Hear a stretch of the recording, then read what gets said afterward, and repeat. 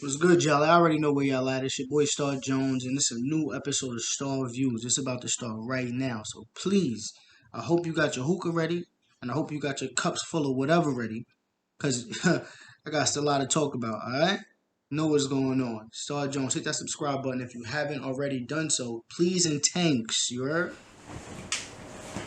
What's good, folks? It's your man Star Jones. We back. Got another episode of Star Views today. This particular episode brings me a lot of excitement. I know I say that a lot, but once I continue talking about it, you're going to understand why. You see this guy right here, Bruce Wayne, my guy. He has another movie under his belt. And we already know Batman has a lot of movies under his belt, and we've had several different actors portray Bruce Wayne / Batman. And with that said, we have yet another actor trying out the cape and the cowl, and that's Robert Pattinson. I hope I'm saying his name right. In the latest installment, The Batman. Zoe Kravitz is also in this film. She's playing Catwoman. We have Colin Farrell, who's playing the Penguin. I apologize to son who's playing the Riddler, but the Riddler also makes an appearance in this film, and he's the main antagonist, one of the main antagonists, if not the main antagonist in this film. But again, it brings me a lot of excitement because y'all know how much I love Batman. And if you don't know, then I don't know where you've been this entire time I've been doing my YouTube. I make it a point of talking about DC movies just because of my love for Bruce Wayne / Batman. You're greatest superhero to date. So tonight we will be chopping it up crazy about this film. The total runtime of this film is 2 hours and 56 minutes. So we're gonna have a lot to talk about. I will be dropping spoilers. I'm not gonna front. I don't see any possible way for me to talk about this film, what I like about it, things like that, without dropping spoilers. So I'm only gonna tell you this once. Usually throughout Star Views, I tell you guys, hey, I'm about to say something crazy. You might wanna. I'm only telling you this right now because once I start flowing about this particular movie, I'm just going. So if you haven't seen the movie, spin back once you have, and then you can appreciate this conversation a little bit more. Shout out to everybody that has already seen it. The movie has already made over $120 million by the time I post this on YouTube. So it's trending the right way. So definitely get your hookah ready because there's a lot to talk about. And when we get back, we're going to talk about what transpired in the film. You know, the same sequence of events that we normally have on Star Views. But again, spoiler warning. Alright, I'll see y'all in 2 seconds.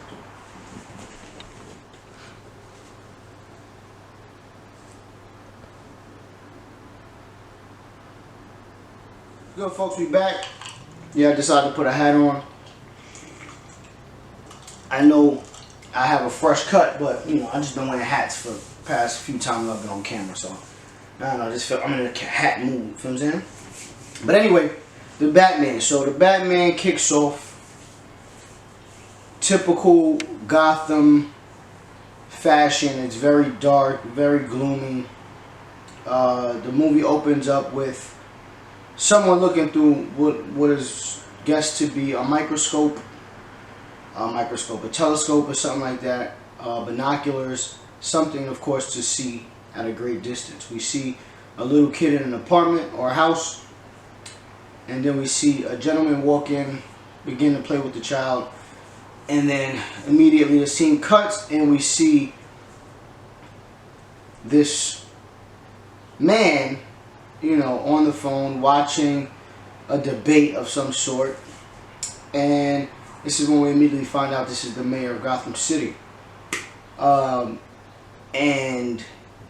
the mayor's on the phone. He seems a little alarmed about the possibility of him not winning the election, things like that.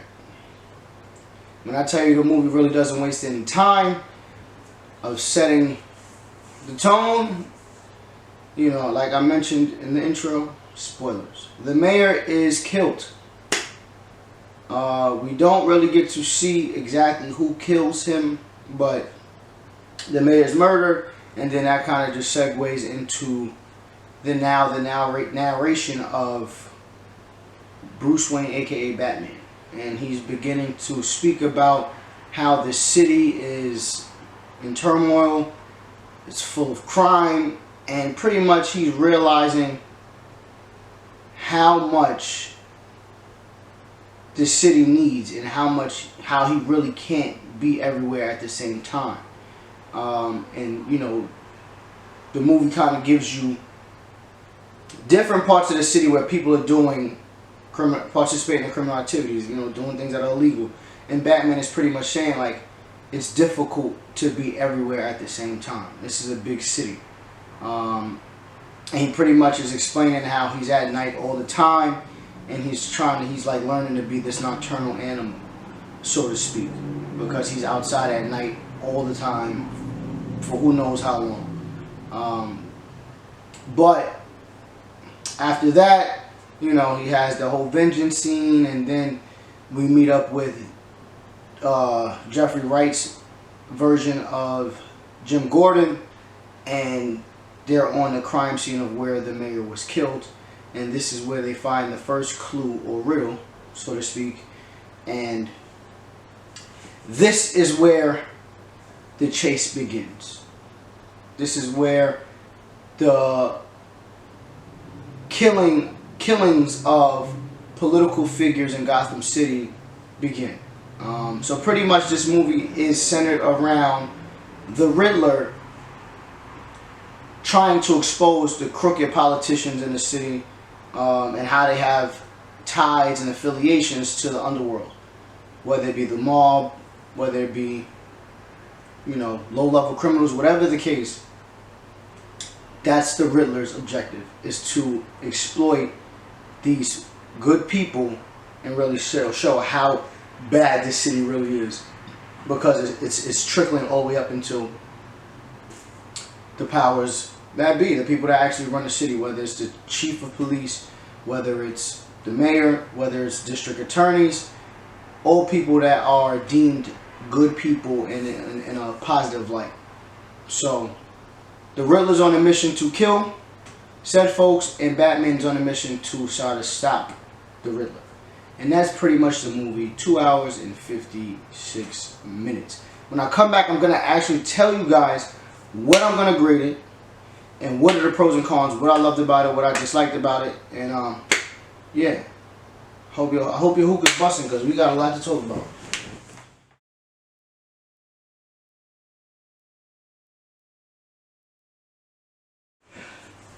So before I actually tell you guys how I feel about the film and grade it and all that, I just want to throw this out there really quick, because I know you guys are going to ask me. Robert Pattinson's Batman, I don't think can be compared to the other Batman, because he is only in his second year.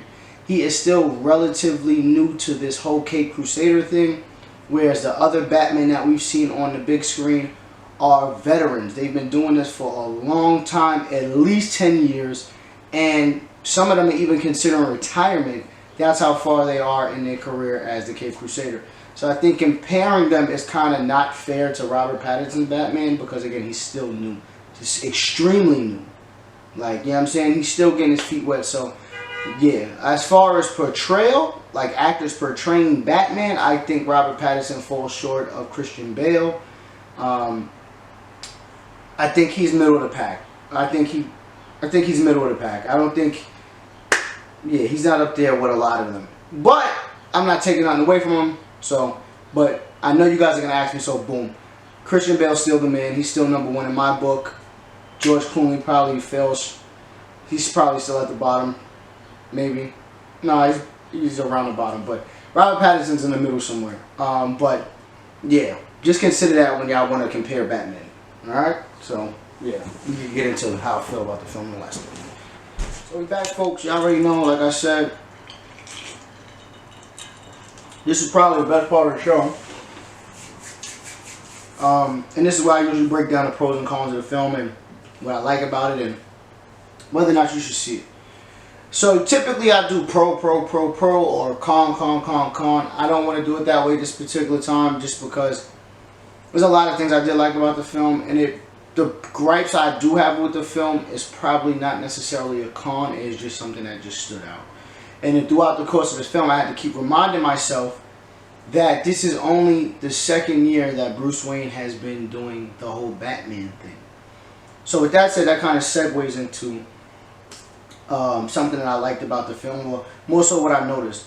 I noticed early on that this version of Batman, this adaptation of Batman, is not very stealthy. He's very like, I'm walking into the situation and you're gonna know I'm coming. The Batman that we know is very, very stealthy. I like the word stealthy in this case.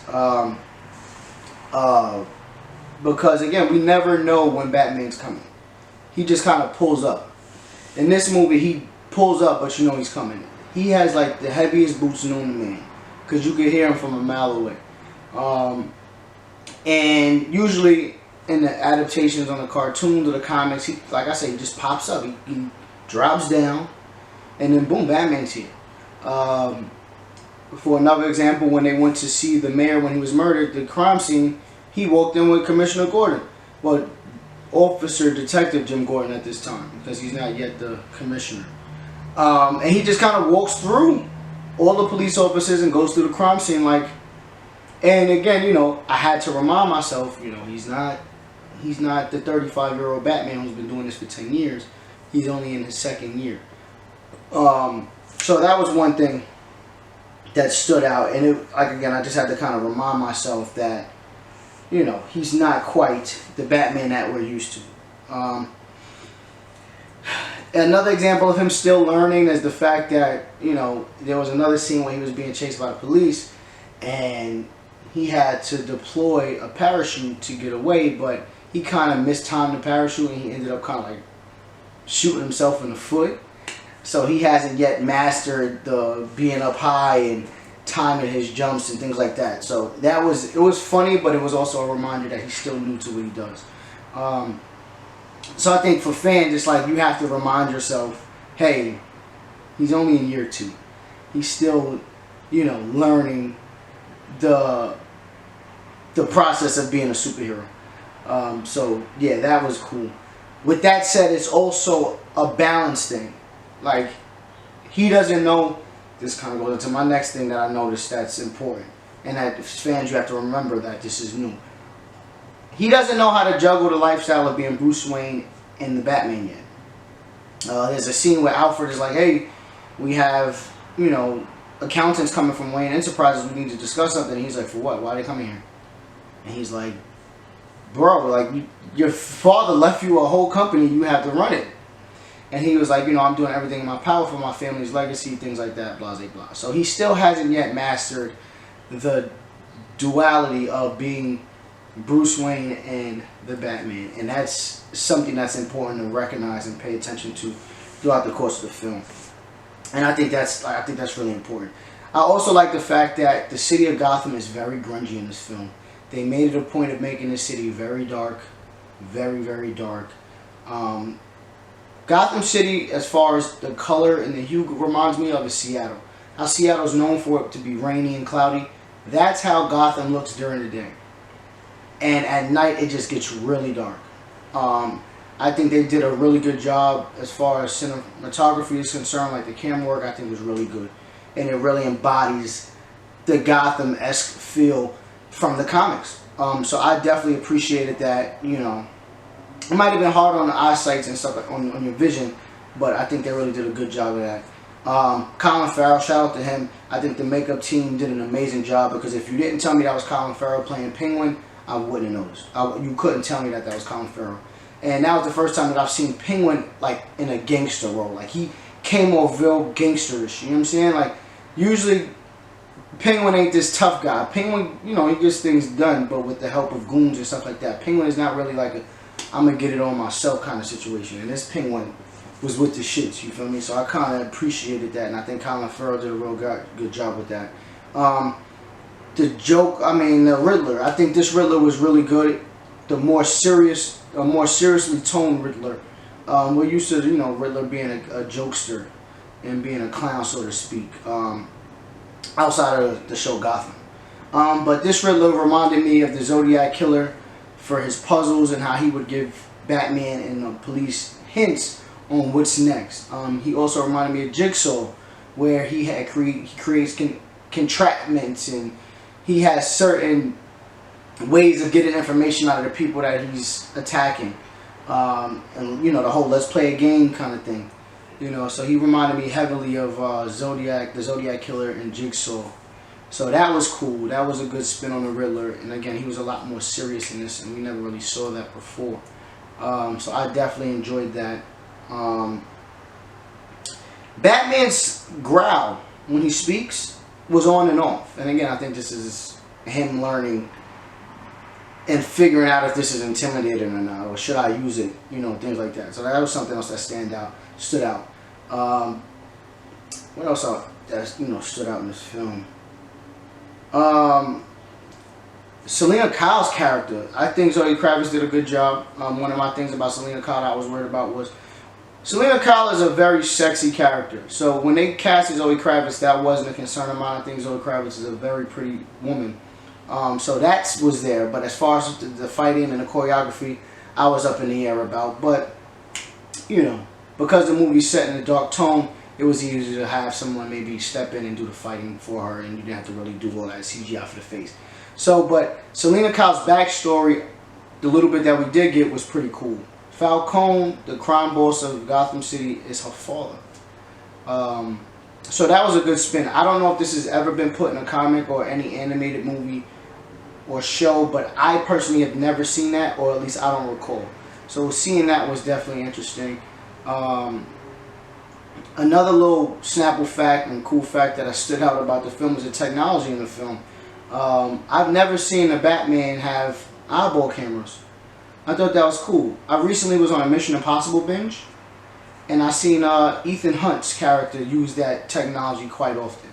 Don't recall seeing that too much, so that was cool to see in the Batman. But, you know, there's a lot of things in this movie that I really liked, you know. And the whole Falcone dynamic with Thomas Wayne was also cool. In short, Thomas Wayne and Falcone were kind of friends, and he wanted to reach the Falcone for some shit to get done, but it went too far left, and Thomas Wayne got involved, and that's how Thomas Wayne got offed. So that was kind of cool, and it wasn't at the movie theater like it normally is. You know, when they went to the theater and they got shot in the alley, it didn't go down like this in this film. So that was cool. But I could talk about this forever. I think this movie was really good. I'm gonna give this 8 stars. All right, definitely check this out. I think 8 is very justifiable. I think this movie, like I said, I could talk about this movie for 3 hours about the good things it was. This had a lot of influence. It reminded me a lot of the show Gotham. Gotham was a really good show. If you haven't watched it, check it out. And it just, the way that show ended left a million possibilities. And I think this movie has a million possibilities, especially with the introduction to an unnamed Joker. There's a reference, Riddler's having a conversation with someone in jail, and that said person references being a clown, etc., etc., and then they end with a signature laugh. So we're going to see the Joker in some capacity at some point in this franchise, if there is a sequel. Hopefully there is, because again, there is room to go a million different places. Penguin is about to be the king of the city now that Falcone's got out of here. So, yeah. 8 stars. Check it out. It's not a waste of your bread. Get comfortable though, because the movie can be mentally exhausting just because of how long it is. But definitely get it done. Alright? That is my Time Star views. I appreciate you guys for sitting down for me as long as you did. I hope your hookah was busting. I hope your drink was good. And I will be back with more for you. Alright? Don't know about another Star Views for the month. Don't think it's anything I want to see, but there will be Star Quick Views and Star React. So I appreciate your time. Y'all have a good night, and y'all be good how y'all be good. Oh, y'all still here? Appreciate y'all for sticking around, man, but I don't got no more hookah. But what I do have is more content on my YouTube channel. So please, if you haven't done so already, hit that red button and subscribe. Hit the bell so you get notified as soon as I post anything. Alright? And if you haven't already followed me on social media, here's my information. Make sure y'all follow up. Appreciate it. Y'all still here, man. That's valid. Have a good one.